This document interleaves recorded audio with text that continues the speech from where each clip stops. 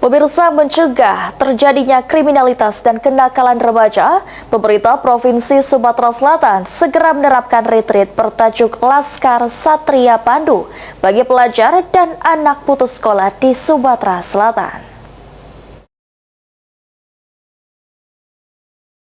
Sebagai langkah pencegahan terhadap kenakalan remaja, pemerintah Provinsi Sumatera Selatan akan menggelar program retreat bertajuk Laskar Satria Pandu sebagai langkah pembinaan karakter pelajar serta persiapan generasi muda dalam menghadapi bonus demografi.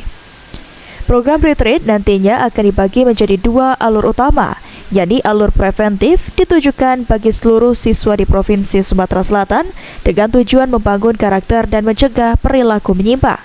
Sedangkan alur kuratif ditujukan untuk siswa yang sudah terindikasi beresiko guna merehabilitasi dan mengembalikan karakter siswa ke lingkungan positif.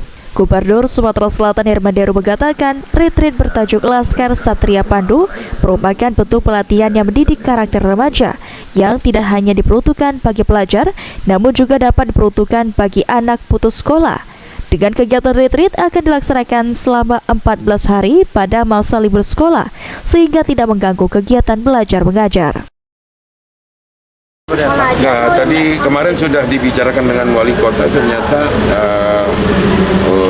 kalau wali kota kan domainnya SD, SMP, tapi mungkin nanti ada panselnya yang akan menilai meskipun di SMP, SMA itu yang mana anak layak untuk kita ikutkan. Pak, yang sekolah aja atau yang nggak sekolah pun kalau anak-anak? Ada kelasnya nanti, yang nggak sekolah ada kelasnya. Nantinya setiap peserta retreat wajib memenuhi beberapa persyaratan.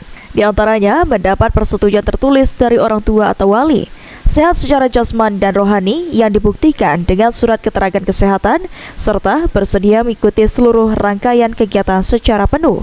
Eki Saputra, PAL TV.